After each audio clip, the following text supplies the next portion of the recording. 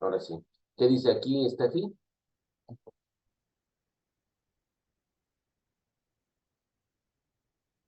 No, no, no, vale. Nadie está mirando, lo único que hacen es prender y nada más. ¿Qué dice aquí, Steffi? Es lo que te pregunté.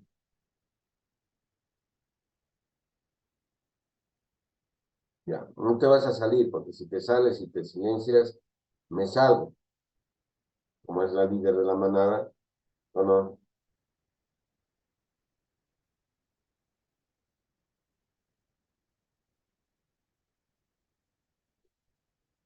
A ver, si han leído algo, ¿qué es leucemia? ¿Qué es una leucemia? A ver si alguien me puede contestar.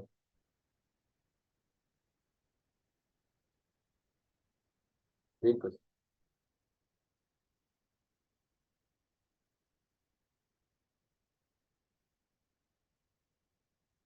¿qué es una leucemia?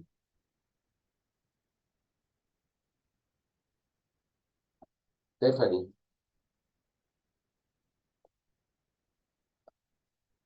¿escuchan? Sí, doctor. Pues, si nadie quiere contestar, dígame, pues chicos. Sí.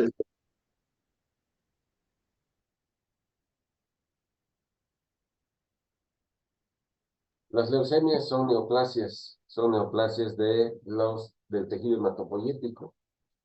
¿Por qué el término leucemias? Leu significa blanco y emia, sangre, sangre blanca, porque todos tenemos la idea que cuando existe una leucemia, lo que ocurre es un aumento en la cantidad de glóbulos blancos circulantes, ¿verdad? Entonces, muchas veces una leucemia se puede presentar con hiperleucocitosis. Pero no es cierto en todos los casos. Esto no es cierto en todos los casos. ¿Sí? Hay leucemias donde más bien en lugar de producirse leucocitosis a expensas de células anormales, se produce más bien un síndrome de falla medular, porque el problema está en la médula ósea. Ayer hablábamos de mielodisplasia, ¿verdad?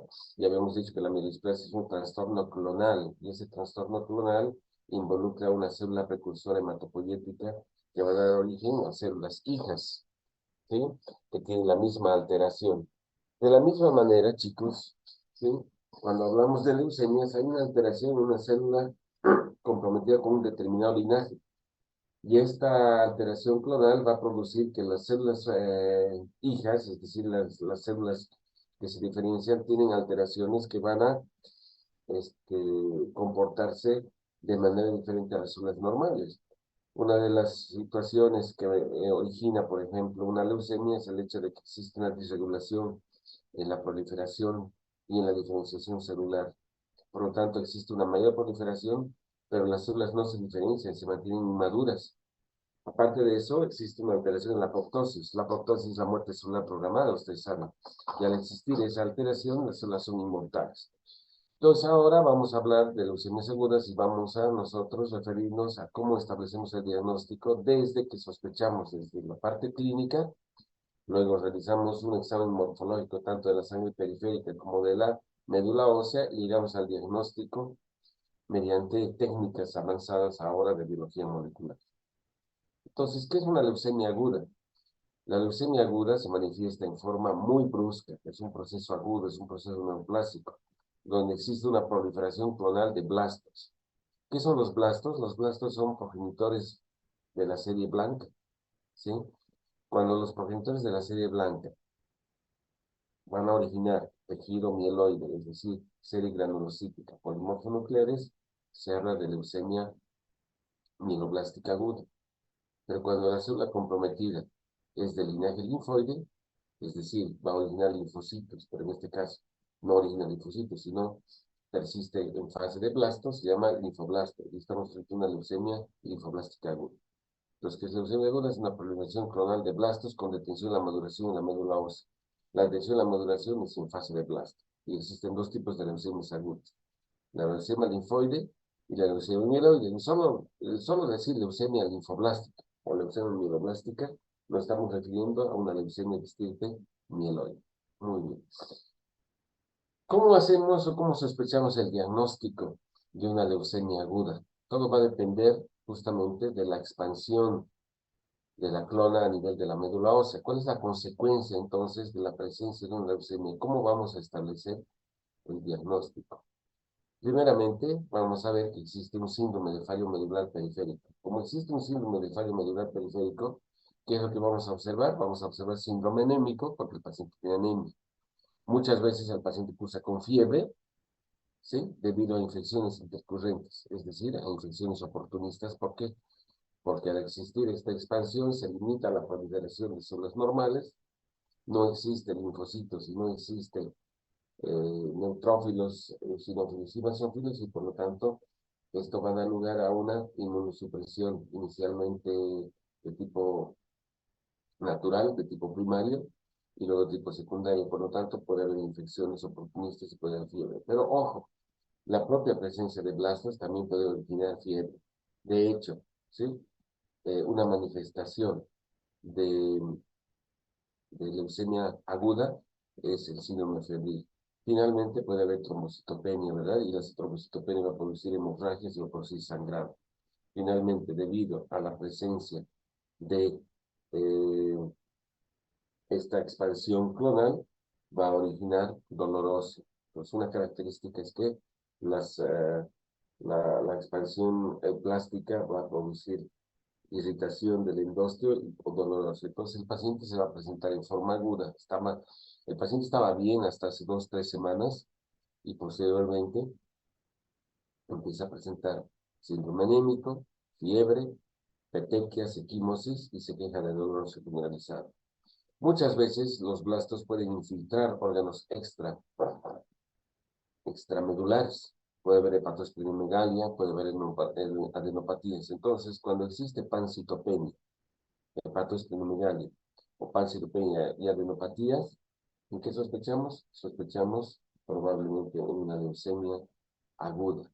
En algunas ocasiones, como las leucemias linfoblásticas, puede haber infiltración del sistema nervioso central. O en el caso de una leucemia mieloblástica aguda con componente monocítico, existe la posibilidad de infiltración también del sistema nervioso central. Muchas veces se puede presentar una leucemia cutis con infiltración a testículo, digo a piel, y en los varones puede haber una infiltración testicular. Eso es importante.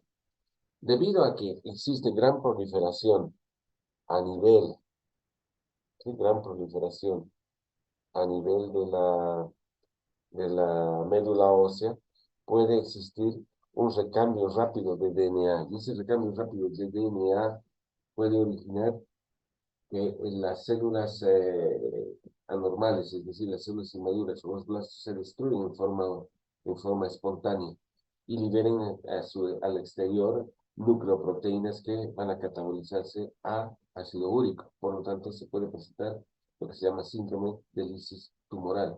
Y el síndrome de lisis tumoral se caracteriza por hiperuricemia, por hipercalcemia, por hipercalemia. En algunos casos, como en la leucemia promielocítica, puede haber degranulación, ¿sí? Ustedes saben que los neutrófilos, los precursores de serum mieloide, tienen en su interior gránulos de lactoferrina, gránulos de mieloperoxidasa. En ocasiones puede existir una leucemia promielocítica y la degranulación, en caso de leucemia promielocítica, va a originar activación de la coagulación, activación de la fibrinolisis y puede producirse una fibrinolisis primaria y puede producirse un cuadro de coagulación intravascular diseminada. Esto sobre todo en caso de una leucemia mieloblástica UDM3 o leucemia promielocítica. Entonces, en conjunto, cuando sospechamos que tenemos un paciente con una leucemia aguda, cuando tenemos, por ejemplo, en sangre periférica, anemia, neutropenia y trombocitopenia, clínicamente con síndrome anémico, con fiebre y con sangrado. El paciente se queja de dolor óseo y a la exploración física vamos a ver hepatosplenomegalia, adenopatías, en ocasiones infiltración testicular, en ocasiones infiltración cutánea, y en laboratorio muchas veces puede presentarse hiperuricemia, hipercalcemia, hipercalemia, y esto condicionar una insuficiencia renal aguda que se conoce como síndrome de lisis tumoral, que obviamente va a originar una primera complicación frente a una leucemia aguda. Si se dan cuenta, Esta es la etapa de presentación o la presentación de las dos leucemias agudas de acuerdo a la edad. La leucemia linfoblástica aguda tiene una mayor incidencia en jóvenes, entre el año de vida y los 19 o 20 años, siendo su pico de presentación especialmente en niños, entre los 5 y los 12 años. Posteriormente, no deja de ser, no deja de ser frecuente en pacientes más jóvenes y adultos, pero en la etapa ya de la tercera edad existe un cierto incremento. Por lo tanto, la leucemia linfoblástica aguda se puede decir que es la leucemia más frecuente en niños y en jóvenes. En cambio, la leucemia mieloblástica aguda, si se dan cuenta, conforme avanza la edad es más frecuente en individuos de tercera edad, pero empieza el pico a aumentar a partir de la edad media de la vida, entre los 50 y los 80 años.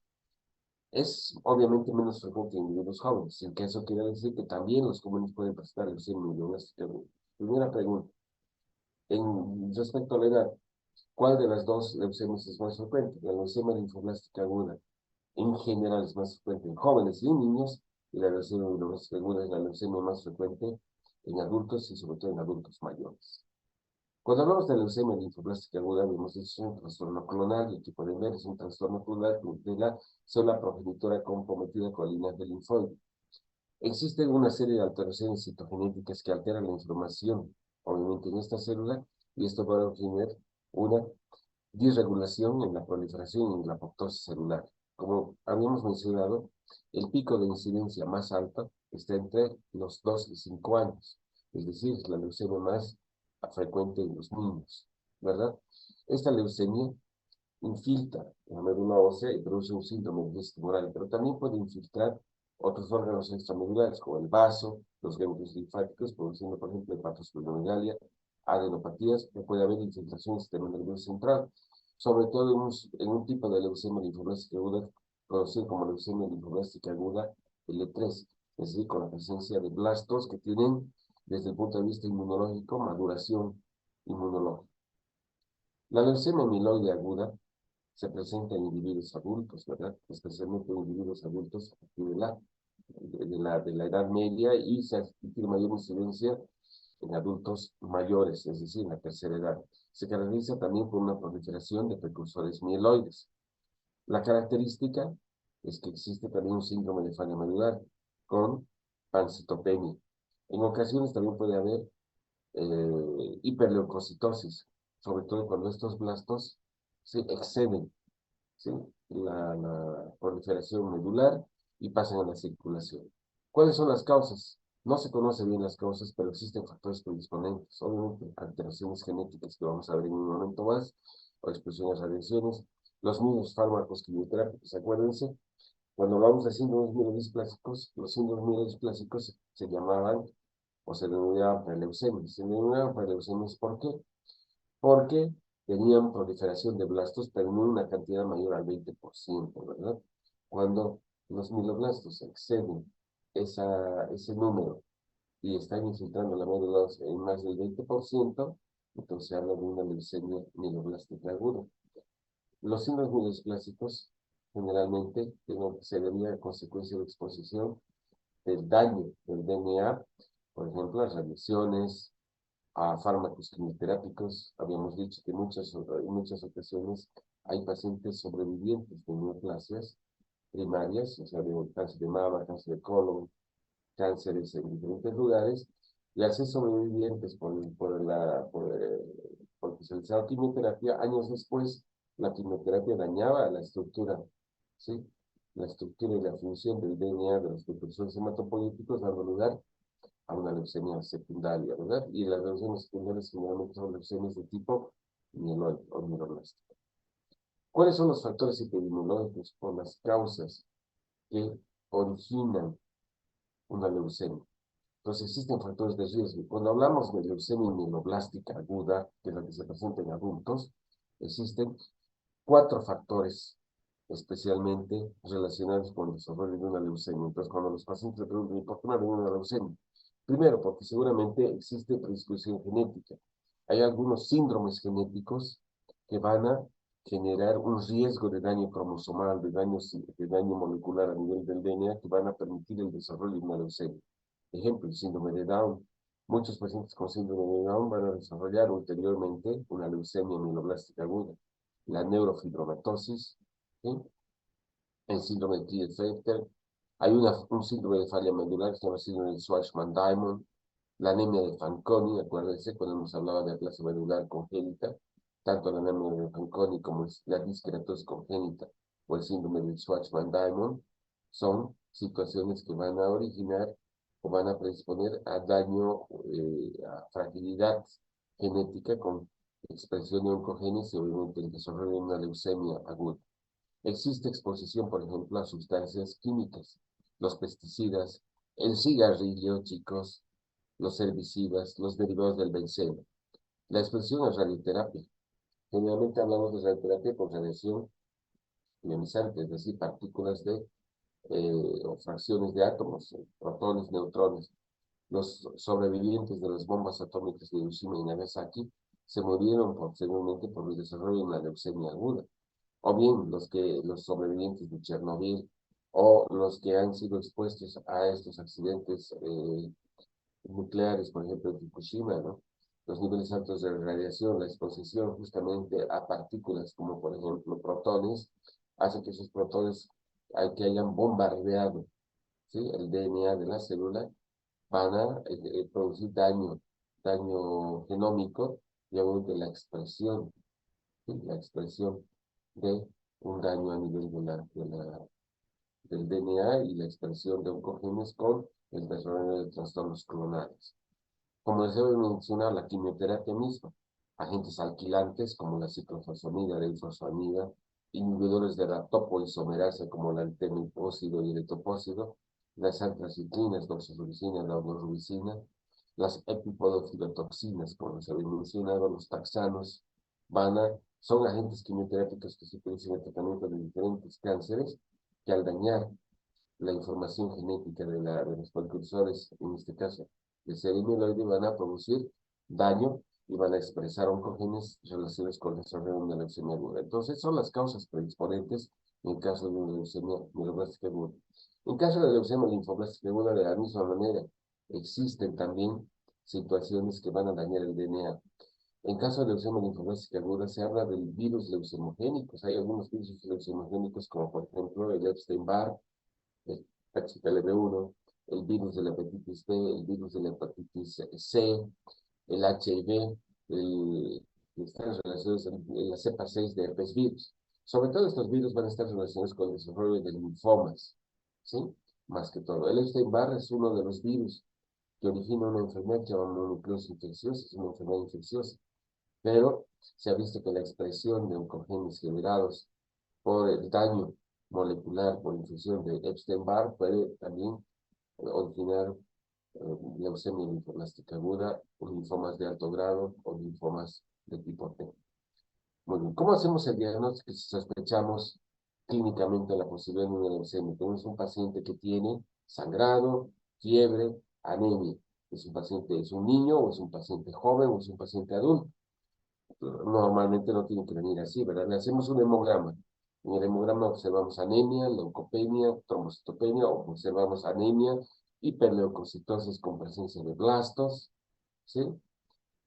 Y trombocitopenia. Entonces, ¿qué vamos a hacer? Tenemos que hacer un aspirado medular, porque la enfermedad se encuentra en la médula ósea. Y en la médula ósea vamos a observar más del 20% de blastos en la médula ósea. Fuera de observar la presencia de blastos en la médula ósea, también vamos a observar, ¿sí? O sea, vamos a enviar al laboratorio, ¿sí? Estas muestras, ¿para qué? Para justamente identificar, ¿sí? Daño inmunológico, daño citogenético, daños moleculares que nos van a permitir con certeza establecer el diagnóstico de una leucemia aguda. Entonces, ¿cuáles son las pruebas diagnósticas? Esta diapositiva es recontra importante y es la más importante. Primero, obviamente, está la situación clínica o la evaluación clínica. Frente a una evaluación clínica sospechosa de leucemia, ¿qué es lo que hacemos? Un hemograma y un frotis de sangre periférica. Aquí vamos a ver en el hemograma, vamos a ver anemia, trombocitopenia, leucopenia. En el frotis de sangre periférica podemos evaluar y podemos ver la presencia de reacción leucoeritroblástica. Por ejemplo, acuérdense, reacción leucoeritroblástica es la presencia de células inmaduras en sangre periférica. Pero realmente para establecer el diagnóstico definitivo de una leucemia aguda, vamos a ir a la médula ósea, vamos a hacer una espiral biopsia de médula ósea, donde vamos a observar la presencia de más de 20% de blastos que infiltran la médula ósea. Si vemos más del 20% de blastos, indudablemente estamos frente a una leucemia aguda.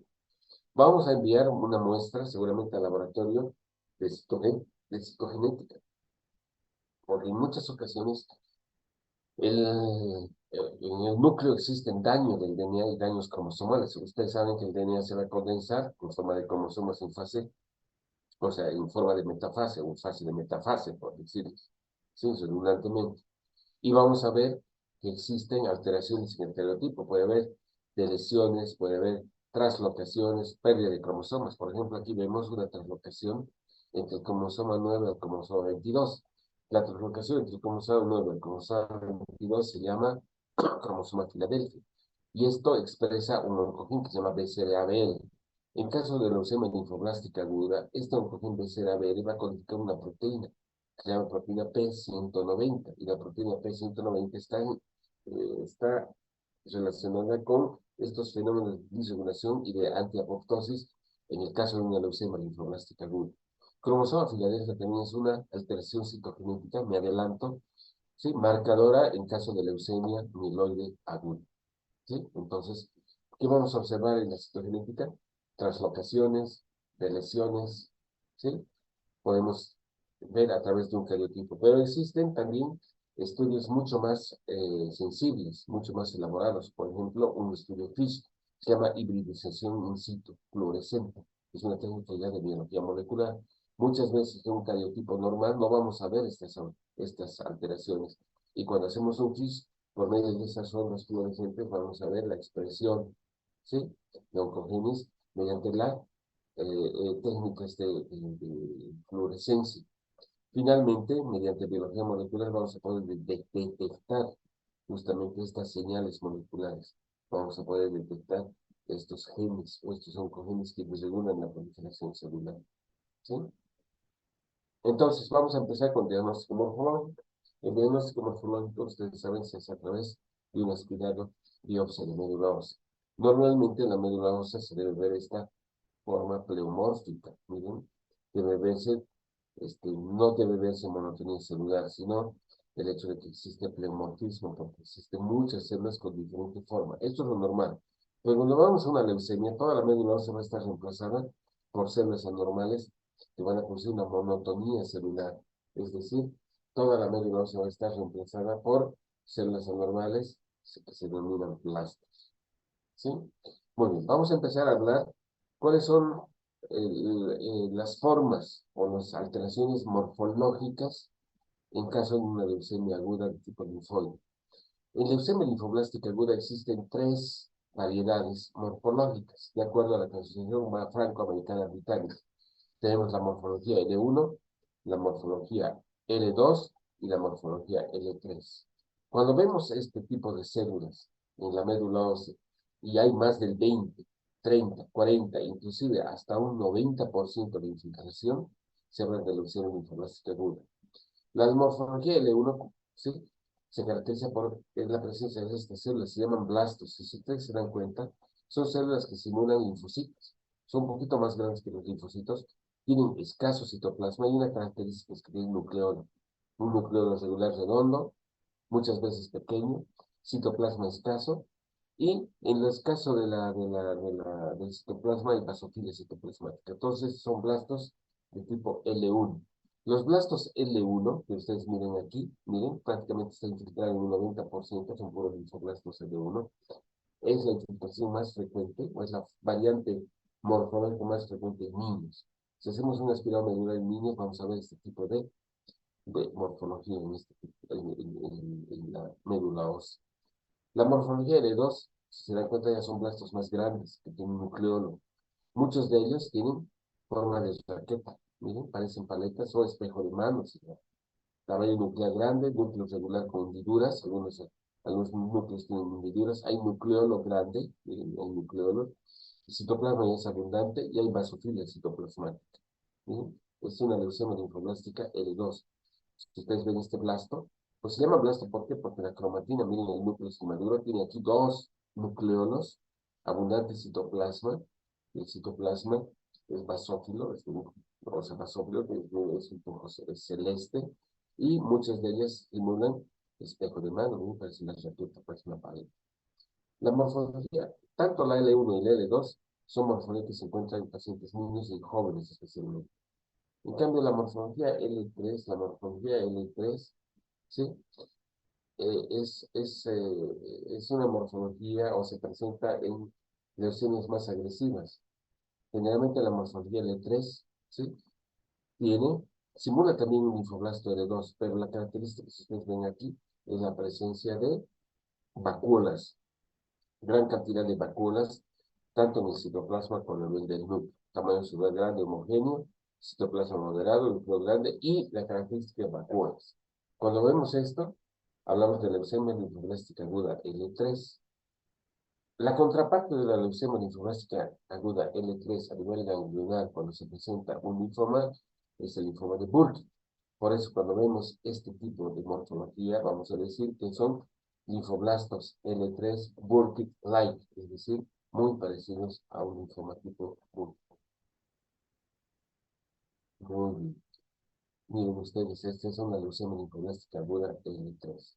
Muchas veces es muy difícil establecer el diagnóstico por morfología y debemos hacer una serie de tinciones sobre estos blastos. Estas tinciones nos van a permitir, chicos, establecer el diagnóstico presuntivo de una leucemia linfoblástica aguda o nos van a permitir descartar la leucemia linfoblástica aguda. Por definición, los linfoblastos y los linfocitos no tienen gránulos. Por lo tanto, al no tener gránulos, esos gránulos no se van a teñir, ¿verdad? Los gránulos, ¿sí?, de los mieloblastos y de la serie mieloide son gránulos de mieloperoxidasa, ¿sí?, que se tiñen con tinción de mieloperoxidasa. Por definición, si ustedes ven acá, ninguno de los linfoblastos se van a teñir con tinción de mieloperoxidasa. Entonces, aunque nos quieran engañar los blastos y aunque quieran engañarnos simulando que tienen gránulos, si nosotros teñimos esa laminilla con tinción de mieloperoxidasa, la mieloperoxidasa siempre va a ser negativa y por lo tanto, si tenemos linfoblastos y estos linfoblastos son mieloperoxidasa negativos, van a ser o vamos a estar frente a una leucemia linfoblástica aguda. ¿Por qué? Porque no se están teniendo los linfoblastos con mieloperoxidasa. Si estos blastos serían positivos para mieloperoxidasa, obviamente no estamos frente a una leucemia linfoblástica. Estamos frente a otro tipo de leucemia con gránulos de mieloperoxidasa. Entonces sería una leucemia mieloblástica. La mieloperoxidasa se tiene con tinción de Sudán negro. Por lo tanto, el Sudán negro, que es otra tinción también para estas células, va a ser siempre negativo. La alfa-naftilacetato esterasa es una tinción para monocitos. Es una leucemia linfoblástica aguda. Por lo tanto, no vamos a ver componente monocítico y también la tinción va a ser negativa. Por lo tanto, si tenemos blastos con esta morfología, ¿sí?, y llevamos a tinción de citoquímica, estos blastos van a ser mieloperoxidasa negativos, Sudán negro B negativos y alfa-naftilacetato esterasa negativos. La tinción de TDT y la tinción de PAS son tinciones, ¿sí?, que tiñen, sobre todo el PAS tiñe glucógeno. Acuérdense de histología. La tinción de PAS tiñe glucógeno. Muchos de estos blastos van a tener glucógeno en su interior, por eso se forman vacuolas, ¿no? Es glucógeno. Y el glucógeno, ¿sí?, se tiñe con tinción de PAS. Desafortunadamente, no todos los blastos tienen glucógeno, no todos los linfoblastos tienen glucógeno. Por eso la tinción de PAS puede ser negativa en leucemia linfoblástica aguda. Pero cuando es mieloperoxidasa negativa, Sudán negro B negativo, y es PAS positivo, estamos frente a una leucemia linfoblástica aguda. Pero muchas veces, cuando la piloperoxidasa, Sudán negro, alfa-naftilacetato esterasa es negativa y PAS negativo, eso no descarta que estemos frente a una leucemia linfoblástica aguda, porque había dicho que muchos blastos pueden ser paz, muchos linfoblastos pueden ser paz negativo. La tinción de TDT tiene una enzima que se llama nucleotidyl transferasa terminal, que es la enzima que ensambla las cadenas pesadas y ligeras de inmunoglobulina en la membrana del linfocito. Por lo tanto, si la tinción de TDT es positiva, ¿qué se está produciendo? Se está produciendo inmunoglobulinas. Se producen inmunoglobulinas y al ser un linfoblasto, no está en duda que es una leucemia linfoblástica aguda, probablemente derivada del linfocito, o sea, precursor de linfocitos B. Cuando se dice que es una leucemia linfoblástica, es tipo B. Conforme va durando inmunológicamente, un linfocito va expresando, ¿sí?, antígenos de superficie, y esos antígenos de superficie son de linfocitos B maduros. Los linfocitos B en la superficie ya sintetizan inmunoglobulinas, ¿verdad? De manera que la actividad de TDT, de esta enzima nucleotirasa terminal, es negativa. Por eso en los linfoblastos L3, TDT va a ser negativa porque ya ha terminado de expresar la actividad enzimática para la expresión, para la formación de linfocitos, o sea, la expresión de inmunoglobulinas en la superficie ya ha terminado. Y los linfoblastos L3 se consideran linfoblastos B maduros. Espero que hayan tenido esta diapositiva. A ver, en resumen, para que no se confunda. Los linfoblastos no tienen gránulos. Como no tienen gránulos, no se van a teñir con ninguna de estas tinciones para ser amiloide. Por tanto, si mieloperosidad es una negro y ANAE son negativas, estamos frente a una leucemia linfoblástica aguda. Si queremos tener más certezas, ¿sí?, más certezas, la hacemos tinción de paz. Y la tinción de paz, ¿qué es lo que hace? La tinción de paz tiene glucógeno. Muchos de los linfoblastos son paz positivos, pero en un 40% no expresan glucógeno, por lo tanto también pueden no tenerse con paz. Cuando hablamos de leucemia mieloblástica aguda, nos vamos a confundir en este caso, ¿sí? ¿Por qué? Porque tenemos gran cantidad de células con morfología diferente. La morfología de la leucemia mieloblástica aguda es variada y cada una de estas entidades inclusive tiene un comportamiento clínico diferente. Entonces, cuando hablamos de leucemia mieloblástica aguda, nos estamos refiriendo a toda esta serie de entidades, ¿sí? Desde el punto de vista morfológico, son 8 variedades. Tenemos la leucemia mieloblástica aguda M0, se llama leucemia indiferenciada, porque morfológicamente no podemos diferenciarla de una leucemia linfoblástica aguda. O sea, por morfología, por simple visión microscópica, no es posible diferenciar una leucemia mieloblástica aguda de una leucemia linfoblástica aguda.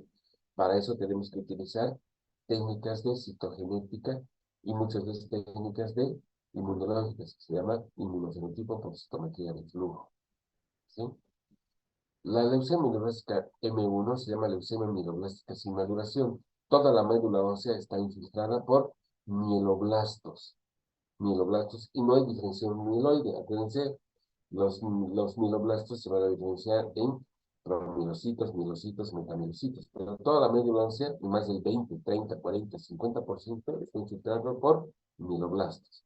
Estos mieloblastos son grandes y cuando teñimos con citoquímica son mieloperoxidasa positivos y sudan negro B positivo. La leucemia mieloblástica M2 se llama mieloblástica con maduración mieloide, es decir, no solamente hay mieloblastos, hay más del 20% de blastos de tipo mieloide, sino que también va a haber, ¿sí?, ya promielocitos, mielocitos, metamielocitos en la médula ósea.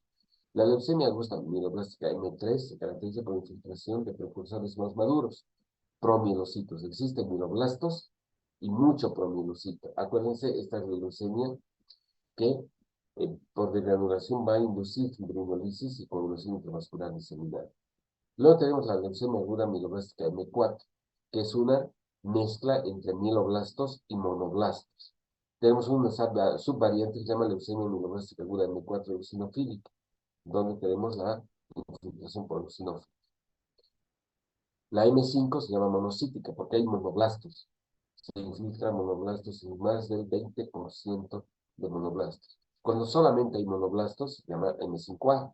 Y cuando hay monoblastos con maduración monoblástica, es decir, con maduración de la serie monocítica, hay promonocitos y monocitos, es la M5B. La M6A se llama eritroleucemia. ¿Por qué se llama eritroleucemia? Porque hay mieloblastos y todo el resto de células que están en la médula ósea son células precursoras de serie eritroide biseritropoyética. Finalmente tenemos la M7, que es la leucemia mieloperioblástica. Es así, ni modo, nos vamos a complicar la vida, pero esto se ve. Por ejemplo, la leucemia mieloblástica M0 es esta. Miren, parecen aquí blastos de tipo L3, ¿verdad? Morfológicamente es muy difícil de diferenciar. Si hacemos una atención de citoquímica, también es mieloperoxidasa negativa, entonces uno dice, es una leucemia linfoblástica aguda. Pero la diferencia es que si hacemos nosotros la identificación de antígenos que están en la membrana de estos blastos, no son antígenos linfoides, son antígenos mieloides. Esta es la morfología M0, indiferencial. La M1, miren, blastos grandes, con nucleolo, y la presencia de gránulos de mieloperoxidasa en el citoplasma. Muchos de estos gránulos de mieloperoxidasa se fusionan y forman esta estructura, ¿sí? Esta estructura, ¿sí? Se llaman cuerpos de Auer. Los cuerpos de Auer no son más que fusión de gránulos de mieloperoxidasa.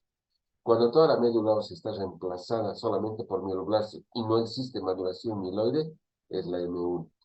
La M2, miren, aquí hay blastos o mieloblastos, pero ya existe maduración mieloide. Aquí están, sí, promielocitos, metamielocitos, pero el más del 20% son estos blastos mieloides con la presencia de nucleolos y la presencia de gránulos de mieloperoxidasa en el citoplasma de los blastos mieloides. Sí, leucemia mieloblástica M2, miren, aquí hay blastos mieloides y aquí ven maduración mieloide. Aquí inclusive ven neutrófilos en la médula ósea, ¿sí? Producto de maduración mieloide. La M3, vamos a ver mieloblastos, pero vamos a ver todos estos que son promielocitos. Las células más grandes de serie mieloide en la médula ósea son los promielocitos. Son células que tienen gran cantidad de gránulos de mieloperoxidasa. Estos gránulos de mieloperoxidasa, miren, se fusionan y forman estos corpúsculos de agua, que son bastones, que son como palitos muy intensos, de color rojo muy intenso. La leucemia promielocítica, entonces, la M3. La M4 es la fusión o la presencia de mieloblastos, aquí tenemos mieloblastos, y monoblastos, es decir, va a haber más del 20% de mieloblastos y más del 20% de monoblastos. Hay una variante donde existe la presencia de eosinófilos o precursores eosinofílicos, en la M4 eosinofílico. Es la M5. Miren, muy diferente a los monoblastos a los mieloblastos. Los monoblastos tienen esta estructura. El núcleo es muy pleomórfico, parece cerebriforme, pero es inmaduro con nucleolos y también tiene gránulos. No solamente tiene gránulos de mieloperoxidasa, tiene gránulos, ¿sí? Que se tienen con alfanastil acetato esterasa. La leucemia aguda mieloblástica M5 y la M4 también pueden infiltrar el sistema nervioso central, igual que la leucemia linfoblástica aguda. Esta es la M6, miren, aquí ven mieloblastos, pero todo el resto son eritroblastos, Estos eritroblastos son eritroblastos con alteraciones en la maduración, como dice eritropoiesis. Si vemos más del 20% de mieloblastos y vemos eritroblastos, dice eritropoyéticos en la médula ósea, eso es una M6. ¿Cuál es la diferencia entre una M6 y un síndrome mielodisplásico? La cantidad de blastos. Si vemos diseritropoiesis y menos del 20% de blastos, es un síndrome mielodisplásico, una menos refractaria con exceso de blastos, así se llama. Eso no hemos llevado ayer. Pero si vemos más del 20% de blastos en la médula ósea con diseritropoiesis, es una leucemia de tipo M6 o una eritroleucemia.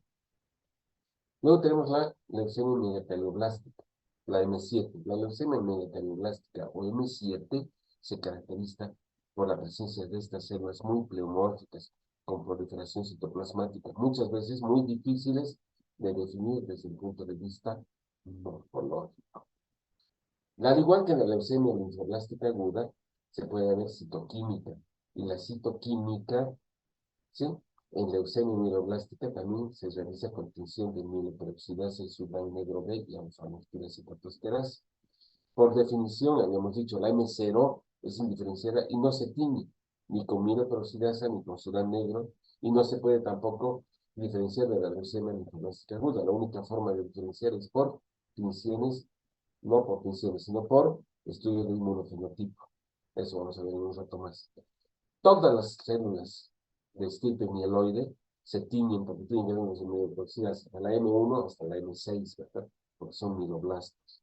¿Sí? Entonces, si tenemos una leucemia de estirpe mieloide y toda esta leucemia de estirpe mieloide se tiñe y es positiva con mieloperoxidasa, por lo tanto, estamos frente a una leucemia de tipo mieloblástica.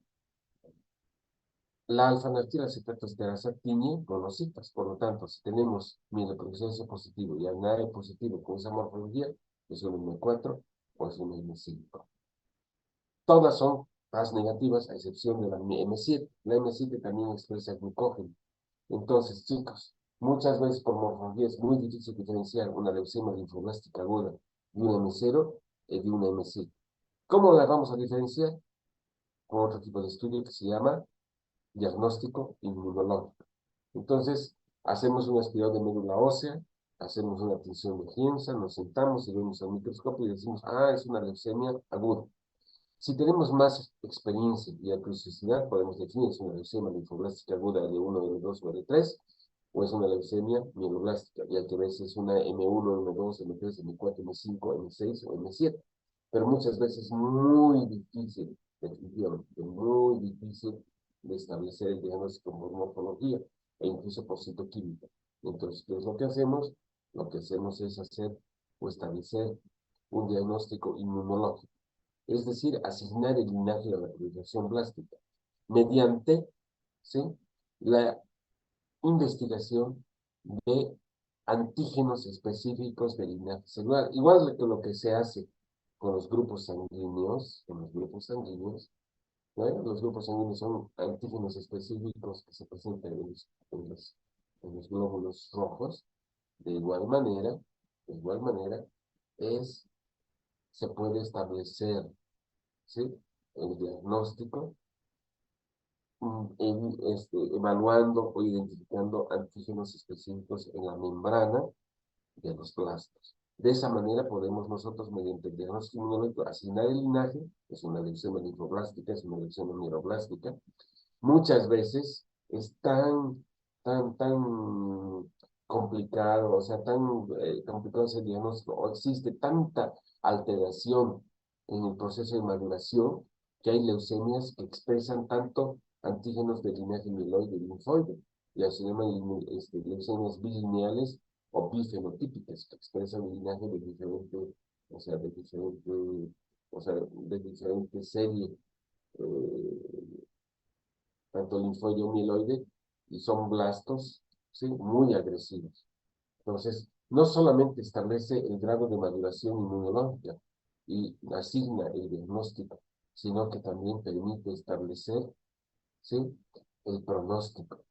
Entonces, en leucemias agudas, el pronóstico de una leucemia va a depender de la asignación o de la expresión de antígenos específicos en la membrana de estas células. Y vamos a ver esto actualmente. Todo esto se realiza mediante esta técnica de laboratorio que se llama citometría de flujo. La citometría de flujo, ¿sí?, no es más que la confrontación de antígenos, de anticuerpos monoclonales que van a permitir, ¿sí?, identificar la expresión antigénica en un precursor de una determinada serie, en este caso, la expresión antigénica en mieloblastos y la expresión antigénica en linfoblastos. ¿Cuál es la base o cuál es digamos, la técnica de lo que es la citometría de flujo? Miren esta fotografía. Esta es la membrana de una célula y la célula expresa un antígeno específico, ¿verdad? Ya se conocen los antígenos específicos del linaje celular en todas las células de nuestro organismo. Y esto se denomina Clusters Designation, es decir, CDs, Cluster Designations, es decir, CDs de cada una de las células. Ejemplo, cuando hablamos, por ejemplo, CD4, esta es una célula CD4, el CD4 es un antígeno que se expresa exclusivamente en el linfocito T helper, ¿no? Y es el linfocito T helper el que se infecta por el HIV. Por lo tanto, cuando decimos, quiero que me digan la cantidad de CD4 existentes, yo me estoy refiriendo a la cantidad de linfocitos CD4 que expresan ese antígeno y que están presentes tanto en sangre periférica como en la médula ósea. Entonces, ¿en qué consiste esta citometría de flujo y las técnicas de inmunofluorescencia? Nosotros vamos a, in vitro, ¿sí?, confrontar este antígeno celular con un anticuerpo monoclonal que solamente se va a pegar a este antígeno. Pero este anticuerpo monoclonal se le ha pegado una luz fluorescente, es decir, un antígeno que expresa luz. De manera que cuando existe este antígeno en la membrana de la célula, toda la célula se va a teñir y va a expresar un color. Y esto se puede observar al microscopio de inmunofluorescencia. Pero en el microscopio de inmunofluorescencia vamos a ver una célula tras célula y se tiene que leer miles de células. Entonces no tenemos la capacidad de observar miles de células al microscopio. Entonces se utiliza esta técnica que se llama citometría de flujo. La citometría de flujo permite leer miles de células y permite, mediante justamente la detección de la expresión colorimétrica en la membrana de las células, ¿sí?, poder cuantificar la positividad de estas células y poder decir si están presentes o si están ausentes estas células. ¿Qué es lo que se hace? Se pasa célula tras célula y se incide una luz láser en el citómetro. Y esto es capturado por una serie de sensores que transmiten, ¿sí?, que transmiten señales que se expresan después en un eje de abscisas ordenadas y van a permitir evidenciar la presencia de poblaciones celulares anormales. Miren, por ejemplo, ¿sí?, en este eje de abscisas ordenadas, donde se ha tratado de identificar, ¿sí?, miren, se ha leído 46.728 células y se ha visto, ¿sí?, que existe esta población anormal. Esta población anormal expresa, miren, esta población anormal expresa ¿qué antígenos? CD19 y CD5. Se ha visto que CD19 es un antígeno de maduración linfoide y CD5 un antígeno de maduración mieloide. Y está expresando positividad para estos antígenos. Mediante esto, nosotros podemos identificar estos antígenos específicos de linaje en la membrana de las células. Parece ciencia ficción, pero esto es bien fácil, chicos. Y es bien fácil si nosotros tomamos en cuenta esta diapositiva que es pregunta de examen. ¿Sí? ¿Por qué? Porque actualmente nosotros tenemos que denominar a las células a partir de su expresión antigénica, es decir, de su expresión de cluster designation. Miren, es bien fácil, para que no se olvide. La mayor parte de los estudiantes de medicina estudian medicina entre los 19 y los 24 años, a menos que ejercen farmacología, ¿verdad? Por 10 ocasiones. ¿Qué significa eso? Que cuando ustedes vean y les digan que los blastos o que las células expresan CD19, CD21, 22, 23, 24, y número técnicamente ustedes digan, oh, es la edad de la que estudiamos medicina. Los linfocitos B, en este caso, si son linfoblastos B, que son positivos en la expresión de CD19, 20, 21, 22, 23, 24, e inmunoglobulinas de superficie, e inmunoglobulinas citoplasmáticas, porque ¿cuál es la función del linfocito? Formar inmunoglobulinas. Pero si es un blasto, y ese blasto expresa inmunoglobulinas, y es CD19, CD20, 21, 22, 23, 24, es un linfoblasto B. Entonces, retrocedemos un poquito. Si morfológicamente yo he hecho un aspirado medular y veo al microscopio y digo, ah, este es un linfoblasto L1, y mando al laboratorio de citometría de flujo, y el laboratorio de citometría de flujo me dice, En un 80% estos linfoblastos son CD19, CD20 positivos y expresan inmunoglobulina citoplasmática positiva, no hay duda, es una leucemia linfoblástica aguda, en este caso morfológicamente evidente. Pero si yo veo al microscopio y digo, hoy, no sé, parece una leucemia linfoblástica, pero puede ser una mieloblástica M0, hago tinción de citoquímica y la tinción de citoquímica es PAS negativo, mieloprocedencia negativa, y digo, puede ser un mieloblasto, pero también puede ser un linfoblasto. ¿Por qué? Porque es mieloprocedencia negativa y PAS negativo. Pucha, es bien difícil diferenciar.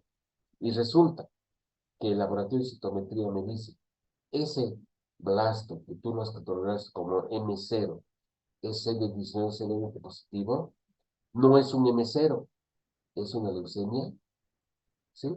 Linfoblástica aguda. Pero si me dice que es un CD19, CD20 positivo, pero es un CD13, CD33 positivo, es una M0 porque expresa antígeno mieloide. ¿Está entendido? Entonces, 19, 20, 21, 22, 23, 24 e inmunoglobulinas de superficie y citoplasmática C22, linaje B. Linaje P, más facilito todavía. Acuérdense, cuando decimos CD4 es un linfocito helper, CD8 es un linfocito supresor. 1, 2, 3, 4, 5, 6, 7, 8 y CD3 citoplasmático pues son en la membrana, que son antígenos de superficie del linfocito T. Si es un linfoblasto y es un linfoblasto CD19, CD20 negativo, pero CD2, CD3, CD4 positivo, ¿qué tipo de leucemia es? Una leucemia linfoblástica T. ¿Por qué es importante diferenciar B de T? Por el pronóstico. No solamente la maduración, sino el pronóstico. Los linfoblastos B, ¿sí? Los linfoblastos B son de mismo pronóstico. La leucemia linfoblástica T es de buen pronóstico. Si todo esto es negativo y todo esto es negativo, y el citómetro de flujo, ¿sí? O sea, expresa, o sea, identifica, vamos a decir, CD11, CD13, CD33, es antígeno amiloide. ¿Cuáles son los antígenos amiloides? 11, 13, 14, 33, 65, 117 y mieloperoxidasa, porque también expresa, ¿sí? Estos mieloblastos, mieloperoxidasa. Si el blast M0 es CD19, CD20, CD2, CD4 negativos, y me dicen que CD13, CD33 positiva, es un mieloblasto M0. Pero si veo que es un mieloblasto, una leucemia mieloblástica M2, M1, M2 y positiva CD3, no hay duda, estamos frente a una leucemia mieloblástica aguda. Si el mieloblasto expresa CD13, CD33 y CD14 y CD64, 14 y 64 son antígenos que están presentes en los monocitos. Pero si es un monoblasto, va a ser una leucemia o M4 o M5 monoblasto. Acuérdense, estos son los antígenos específicos que se expresan, son proteínas que se expresan en la membrana de los monocitos y los monoblastos. 41, 42 y 61 megacariocytos. Por lo tanto, si vemos una leucemia que simula ser megacarioblastica y ese es el 41, 42, es una leucemia megacarioblastica. Puede haber expresión de otros antígenos específicos del linaje, ¿sí? Por ejemplo, CD10, el CD10 se llama antígeno CALA. El antígeno CALA es el antígeno, ¿sí? Común de la leucemia linfoblástica aguda. Antígeno CD10 CALA positivo. Miren CALA, ¿por qué? Porque es Human Antigen Lymphoblastic Leukemia. Si nosotros tenemos una leucemia linfoblástica aguda, CD19, CD20 positivo, y es CD10 positivo, no hay duda, es una leucemia linfoblástica aguda porque expresa el antígeno CD10 positivo o CALA positivo. ¿Sí? Glicoforina es un antígeno que se expresa en las células precursoras, ¿sí? Del linaje eritroide, en los eritroblastos. Si tenemos una leucemia mieloblástica aguda y las otras células expresan glicoforina positivo, estamos frente a una eritroleucemia. ¿Por qué eritroleucemia? Porque son antígenos, ¿sí? Del linaje eritroide. Entonces se dan cuenta, ¿sí? Cómo el inmunofenotipo va a permitir establecer no solamente el linaje celular, ¿sí? Celular, que no se ha podido identificar por morfología, sino el linaje celular específico y el pronóstico de estas células, de estas leucemias, perdón. Es lo que les he dicho, la autogenia de los marcadores B se expresan y finalmente, ¿sí? Expresan y se quitan muchos antígenos de maduración. El antígeno de maduración más primitivo es el CD45. Cuando nosotros vemos CD45, estamos frente a una célula madre pluripotencial hematopoyética, pero vean la diapositiva. Cada vez se expresan otro tipo de antígenos. Y aquí tenemos antígenos de linaje linfoide B, CD19, CD20, CD22, CD24 e inmunoglobulina. Sí, esta es la ontogenia de la célula B. Muchas veces puede haber detención en la maduración morfológica, pero la maduración inmunológica se lleva a cabo en caso de leucemias. Por lo tanto, podemos nosotros establecer en qué fase de maduración inmunológica y clasificar inmunológicamente la leucemia linfoblástica aguda. Lo mismo en las células T, miren, el antígeno más primitivo de leucemia activa de expresión en una célula hematopoyética es el CD34, que es la célula madre pluripotencial hematopoyética CD34. Y finalmente, conforme va madurando inmunológicamente el linfocito T, expresa CD2, CD3, CD4, CD7 y CD8. ¿Sí? Lo mismo la célula amiloide.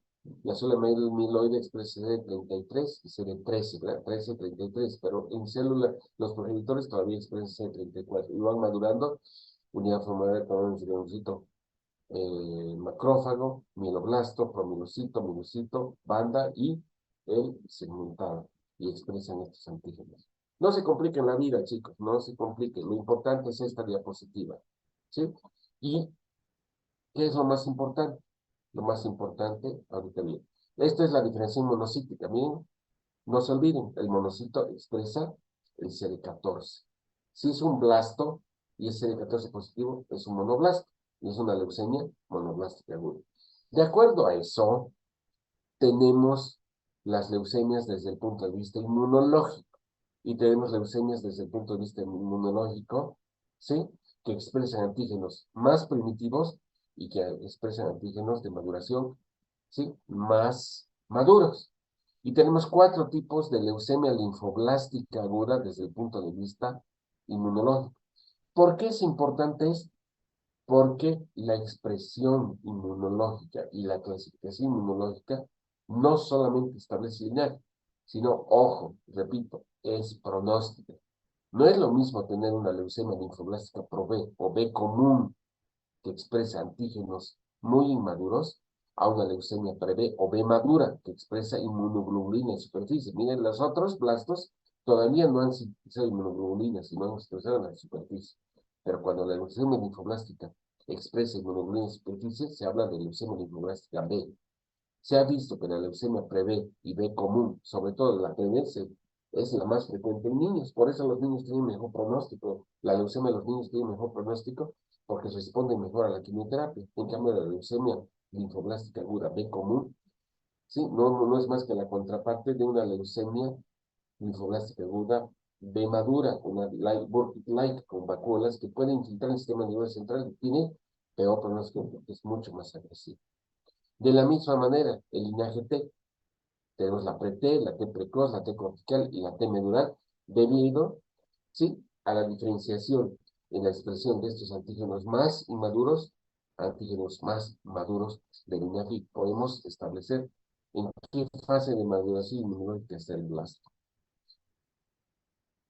Y si se dan cuenta, esta diapositiva es importante. ¿Por qué? Porque el 55 o 60% de todas las leucemias linfoblásticas agudas generalmente son B tempranas o son pre-B.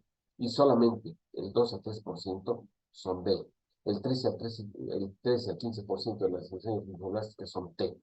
Por lo tanto, si yo les pregunto, ¿sí?, desde el punto de vista inmunológico, ¿sí?, ¿cuál es la leucemia linfoblástica aguda más frecuente? La pre-B temprana. Por eso, la pre-B temprana, ¿sí?, que se expresa especialmente en niños y jóvenes, es la de mejor pronóstico. Por eso, ¿sí?, las leucemias linfoblásticas agudas tienen un mejor pronóstico frente a las leucemias mieloblásticas agudas. Esta es la expresión inmunológica en leucemia mieloblástica aguda. Es mucho más fácil, ¿sí? 13, 33 y 14. Toma en cuenta solamente 3 TDT y 3 marcadores. Todas, M1, M2, M3, M4, M5, 13 y 33. M4 y M5, CD14. 71, 41 y 42, o sea, 41 y 42 en M7 y CD71 en M6. ¿Sí? 41 y 42 con todo esto negativo, membrana carioblástica. CD71 con 1333, eritroleucemia. Y todas las demás, cuando estén en C3 y C33, son, ¿sí?, leucemias mieloblásticas agudas. Entonces, es la clasificación inmunológica. Pero no nos quedamos ahí, chicos, ¿sí? Vamos a conocer la clasificación citogenética y molecular, porque la clasificación citogenética y molecular actualmente nos permite establecer el linaje y nos permite establecer el diagnóstico, y lo más importante, permiten la monitorización del tratamiento, porque el objetivo del tratamiento es la desaparición de la clona, y la clona se caracteriza, la clona leucémica, por la expresión citogenética y molecular. Entonces, ¿qué es la citogenética y la molecular? Identificar alteraciones en el cariotipo o alteraciones en los cromosomas de las células blásticas. Y no solamente ir más allá, ver y evaluar y identificar las alteraciones moleculares específicas producto de esas alteraciones citogenéticas. Podemos ver, por ejemplo, alteraciones moleculares. Una de las alteraciones moleculares características en leucemia linfoblástica aguda del adulto es la presencia de cromosoma Filadelfia. Podemos ver hasta en un 30% de leucemia linfoblástica aguda del adulto, cromosoma Filadelfia. Cromosoma Filadelfia en leucemia linfoblástica, ojo, del adulto es de mal pronóstico, ¿sí? Los niños en leucemia linfoblástica aguda expresan solamente hasta el 5%, entonces el 95% de la leucemia linfoblástica en niños es Filadelfia negativa. Por lo tanto, eso le brinda un mejor pronóstico. ¿Por qué? Porque el cromosoma Filadelfia hace que sea más resistente a la quimioterapia. La translocación 15-17, intercambio de material genético del cromosoma 15-17, es marcador de leucemia promielocítica, un tipo específico de leucemia mieloblástica aguda M3 que actualmente es potencialmente curable. Miren, es un cariotipo y vemos alargamiento del brazo largo del cromosoma 22. Esto, si se observa en el curso de leucemia linfoblástica aguda, es marcador de mal pronóstico. ¿Qué es el cromosoma Filadelfia y qué codifica el gen BCAABL? No es más el intercambio genético entre cromosoma 9 y cromosoma 22. Miren, el cromosoma 9 y el cromosoma 22. Y esto hace que un pedacito del cromosoma 9 se alargue y produzca, codifique una señal que produce, ¿sí?, una proteína tirosina que activa todas las, digamos, los residuos de tirosina de ese aminoácido en la célula, haciendo que se inhiba la apoptosis. Todo esto se resume en estas diapositivas. Estas son las alteraciones citogenéticas características en leucemia linfoblástica aguda. En leucemia linfoblástica aguda, por ejemplo, un 20% de leucemia en los niños puede presentarse con hiperdiploidía, es decir, haber trisomías, o sea, en lugar de haber 46 pares de cromosomas, tenemos más de 46, hasta 50 pares de cromosomas en leucemia linfoblástica aguda. La hiperdiploidía en leucemia linfoblástica aguda les confiere un mejor pronóstico. Y aquí vemos, miren, anomalías estructurales, por ejemplo, ¿sí? Translocaciones. Translocación 12-21, entre el cromosoma 12 y el 21, el 25% de las leucemias linfoblásticas agudas tienen esa translocación. Y existen otras translocaciones. En niños, solamente el 4% del cromosoma Filadelfia, en cambio en adultos, hasta el 25%. Por eso, cuando estamos frente a una leucemia linfoblástica aguda, estamos obligados a descartar o confirmar la presencia de cromosoma Filadelfia como factor pronóstico. En leucemia mieloblástica aguda existen 3 alteraciones citogenéticas características y marcadoras de esta leucemia. La translocación 821 relaciona con la leucemia mieloblástica M2, que expresa un oncogen que se llama ECTO21. 1517, alfa, así se llama el oncogen, característica de leucemia promielocítica. Nosotros podemos identificar esto mediante técnicas de citogenética, cariotipo, y técnicas de FISH y técnicas de biología molecular. Por la inversión 16, leucemia mieloblástica aguda M4. Miren, aquí se identifica. Se puede ver por estas ondas fluorescentes la translocación 821, que se había dicho, marcadora de leucemia mieloblástica M2. A ver, para que no entren en pánico. Si yo tengo un paciente con sospecha de leucemia, con anemia, trombocitopenia, que tiene 55 años, le hago un aspirado medular y veo blastos de esplenoide y digo, es una leucemia mieloblástica probablemente M2, ¿sí? Mando esa muestra al laboratorio de citometría de flujo y me dicen, sí, es una M2 porque expresa antígenos CD13, CD33. Y después, el laboratorio de biología molecular me dice, resulta que en estos blastos existe una alteración, existe una translocación que es el cromosoma 8 al 21, una translocación 8-21, miren, que se ha diagnosticado por cariotipo y se ha refrendado en el FISH. Aquí existe una translocación entre el cromosoma 8 al 21, se ha fusionado el cromosoma 8 al cromosoma 21. Por lo tanto, estamos frente a una leucemia mieloblástica aguda M2 sin ninguna duda, o sea, no hay duda de diagnóstico. ¿Cómo se puede establecer esto? A través de esta prueba de laboratorio que se llama reacción en cadena polimerasa. Más importante, vean ustedes cómo. ¿Sí? Miren, esta paciente de 20 años se ha podido identificar mediante esta técnica, estas bandas. Este es un Solder Blot, así se llama. La positividad del transcrito, ¿sí? Del transcrito característico PMR alfa positivo en paciente que tiene la locación 1517, y 1517 es característica de la leucemia preominocítica. Entonces hemos podido establecer el diagnóstico de este tipo de leucemias.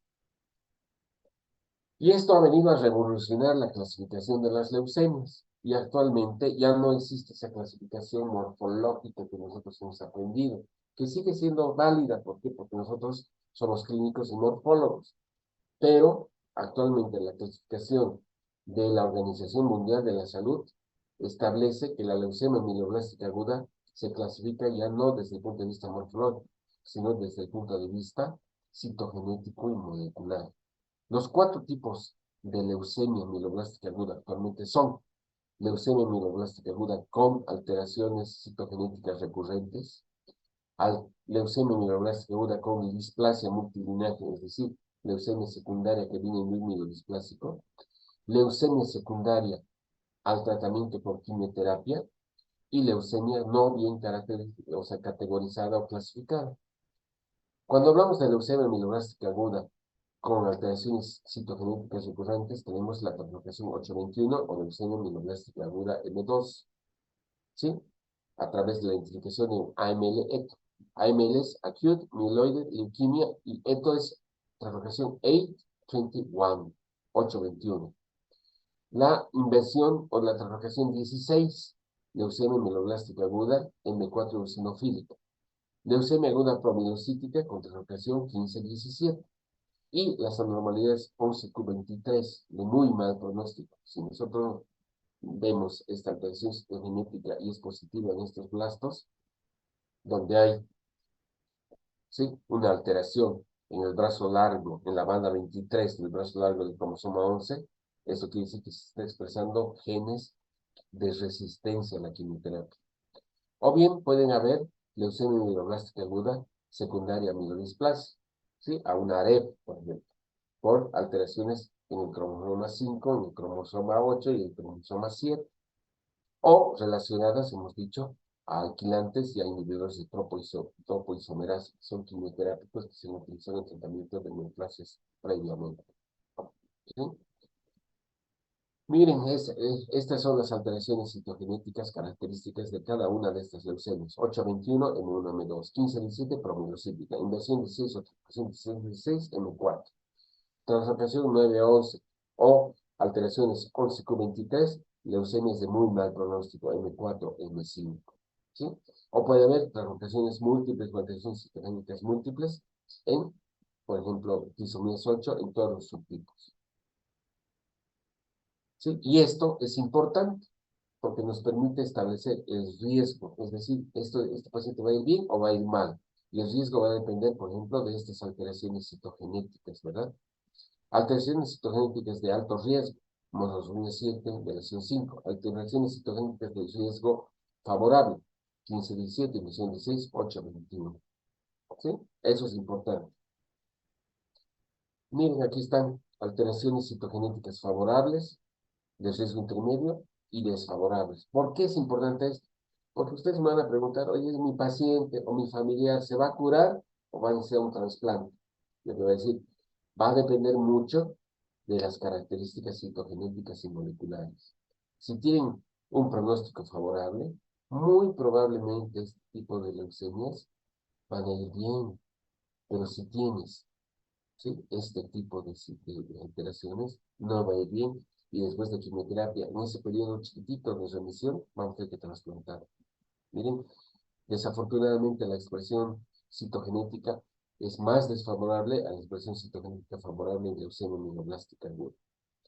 Esto es importante porque nos va a permitir definir el tratamiento. Entonces vamos a hablar del tratamiento de leucemia mieloblástica aguda. Existen dos fases, solo las vamos a mencionar. Entonces ahora ya, en función de saber en lo que estamos, qué tipo de leucemia es, ya le damos el nombre y el apellido y sabemos el comportamiento molecular, podemos definir el tratamiento. El tratamiento tiene dos fases, inducción a la remisión y tratamiento post-remisión. Inducción a la remisión, el tratamiento, la finalidad es devolver y restaurar la hematopoiesis normal. La inducción a la remisión se realiza con un esquema clásico en general. Ahora ya hay nuevos esquemas, pero el esquema clásico se llama esquema 7+3. La infusión contiene durante 7 días, por eso se llama 7, y un antracicleno, ¿sí? El antracicleno puede ser daunorubicina, hidarubicina o doxorubicina. Y se combina con 3 días de otro medicamento que se llama citarabina. Entonces, en lo que hay preguntas es cuál es el mejor anticicleno, cuál es la mejor dosis de citarabina, pero para ustedes, la inducción a la remisión de leucemia mieloblástica aguda se realiza con un esquema que se llama 7+3. Y el tratamiento post-remisión o consolidación, una vez que alcanzas la remisión, tienes que mantener la remisión y consolidar al paciente para mantener la remisión completa y lograr una sobrevida.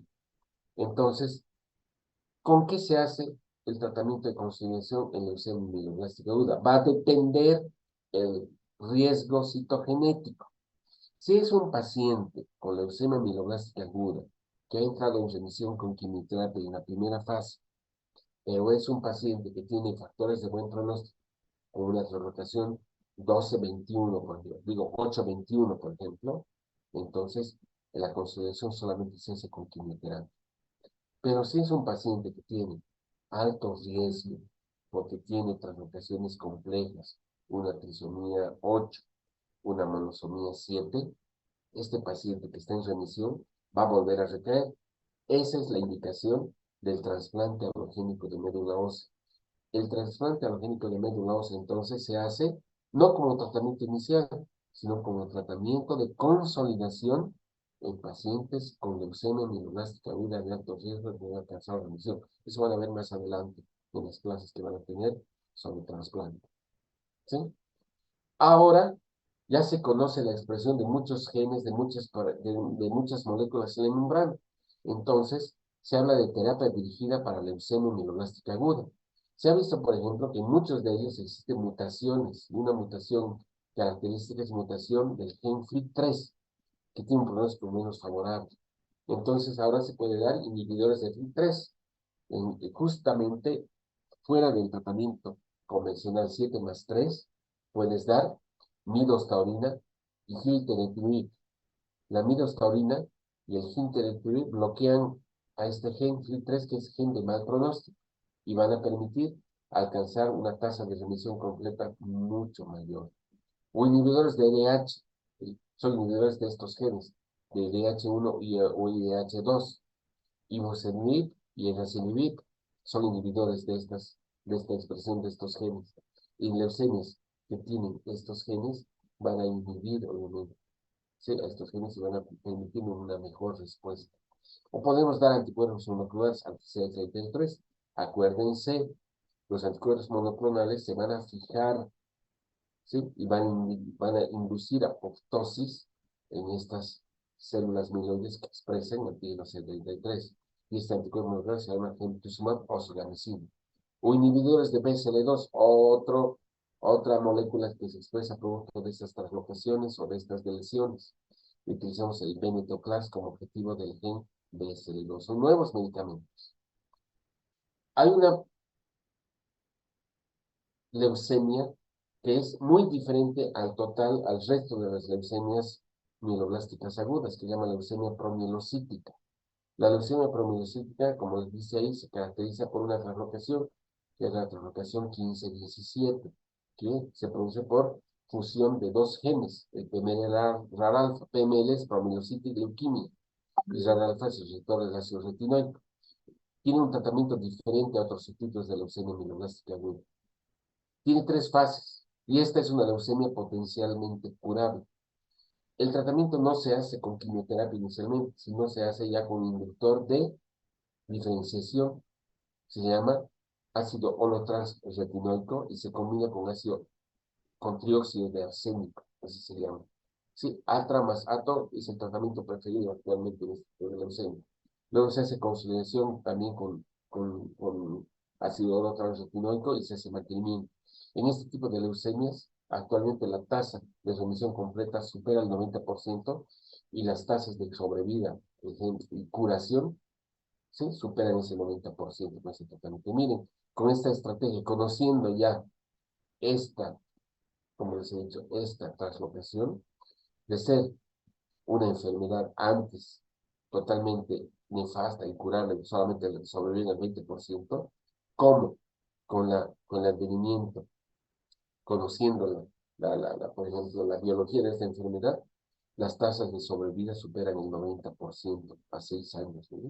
De esto desde 2009 es una leucemia altamente curable. Para que ustedes vean cómo las leucemias se pueden curar, pero para poder lograr esto, tienen que conocer todo lo que les estoy mencionando. Y ustedes me van a decir, seguramente esto es de alta especialidad, ¿no? Esto está en su libro básico. Si ustedes leen el Harrison, el otro libro en español, el Farreras, eso está ahí, y obviamente el libro básico que les he pasado es hematología básica. Finalmente, en 5 minutos vamos a hablar de la leucemia linfoblástica aguda. En leucemia linfoblástica aguda existen factores pronósticos también. Y los factores pronósticos en leucemia linfoblástica aguda, ¿cuáles son? La edad. No es lo mismo ser un mayor que un niño, ¿no? ¿Quiénes tienen un pronóstico? Los niños, entre 9 y 12 años.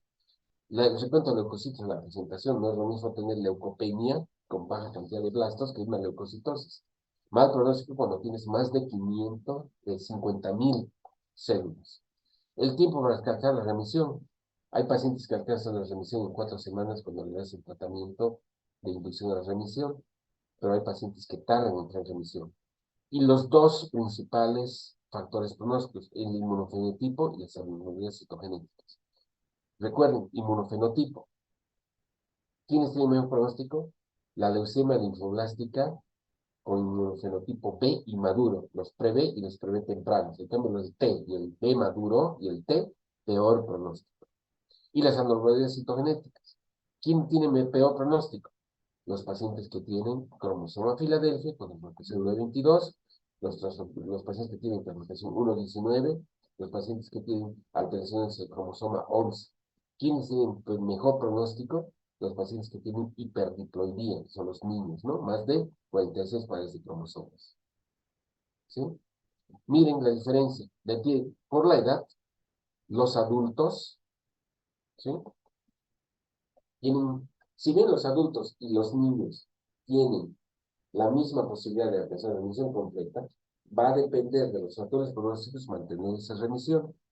Los niños, entre 80 y 90%, 8 o 9 de cada niño que tiene leucemia linfoblástica aguda, se curan, pero los adultos no alcanzan ni siquiera el 50%. Por eso los adultos, como tratamiento ulterior, deben ir probablemente a un trasplante medular. No los niños, porque los niños se van a curar en caso de...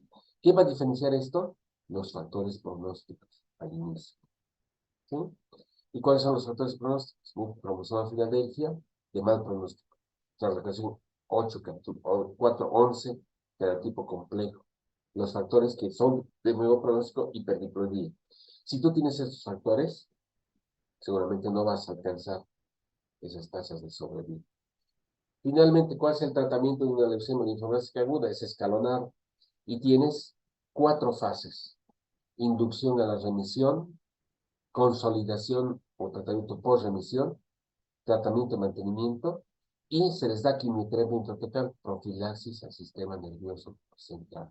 Solamente quiero que conozcan esto. No vamos a hablar de qué drogas, qué tiempo se utiliza todo esto.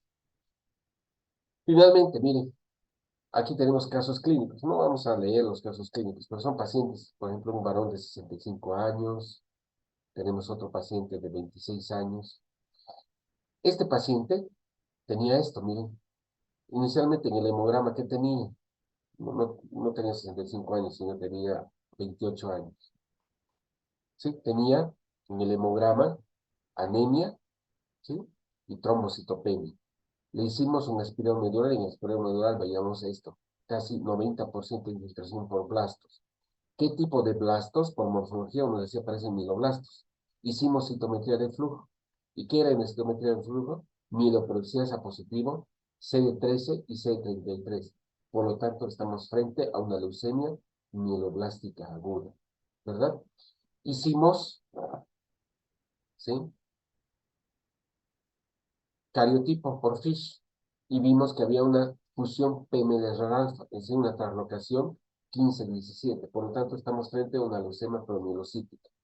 El objetivo del tratamiento, chicos, ahora no es ver la morfología, sino ver esto. Miren, en un principio este paciente tenía, ¿sí? 90% de expresión de estos embriones. Y cuando hemos hecho tratamiento, miren cómo la expresión, ¿sí? Ha empezado a bajar a 0.6 y finalmente a 0.01. Es decir, ha habido una disminución prácticamente del paciente después de la inducción a la remisión, entonces remisión completa. El seguimiento se hace por citometría de flujo y el seguimiento también se hace por esa técnica de biología molecular. ¿Por qué? Porque desde el 86% de expresión de la translocación 15-17 y de la fusión PMR-alfa empezó a disminuir al 9% hasta hacerse negativo. Finalmente, en este paciente seguramente hemos negativizado la expresión y hemos logrado curarlo. Sé que es un tema complicado, habría que llevarlo en este tiempo. Ojalá sigan ustedes ¿cómo se llama? En contacto, apenas son 8 alumnos, pero les diré, todo esto se les va a preguntar en el examen. ¿Por qué? Porque leucemias agudas son las neoplasias más frecuentes en jóvenes, ¿sí? La neoplasia más frecuente en jóvenes y en niños es una leucemia linfoblástica aguda. Y para terminar, leucemia linfoblástica aguda o leucemias agudas, a diferencia de tumores sólidos, ustedes han visto la posibilidad de curarse. Pues tienen que conocer todo esto. ¿Sí? ¿Tienen alguna pregunta? Seguramente van a subir muchas preguntas, son 8 alumnos nada más, el día sábado. Bueno, de modo, entre la doctora Baena y mi persona vamos a hacer preguntas de estas en el examen, así que transmitan eso. Y esto no es de alta especialidad, es básico. Bueno, vayan a descansar, chicos. Stephanie, tú que Gracias, eres doctor. la Hasta luego. representante, no me van a decir, no, nos ha hecho preguntas de alta especialidad, no. Ahorita te voy a pasar un libro básico de hematología que les paso a los alumnos de práctica. Tienen que saber eso. Eso es lo básico de esta especialidad para médicos generales. Si tú vas a ir a dar examen al exterior, te van a, te van a pedir que conozcas lo básico. Si vas a ir a España, es el libro básico de hematología, donde conoces todas las cosas que hemos llevado. El día lunes vamos a llevar leucemias crónicas. ¿Sí? Muy bien. Hasta el día lunes.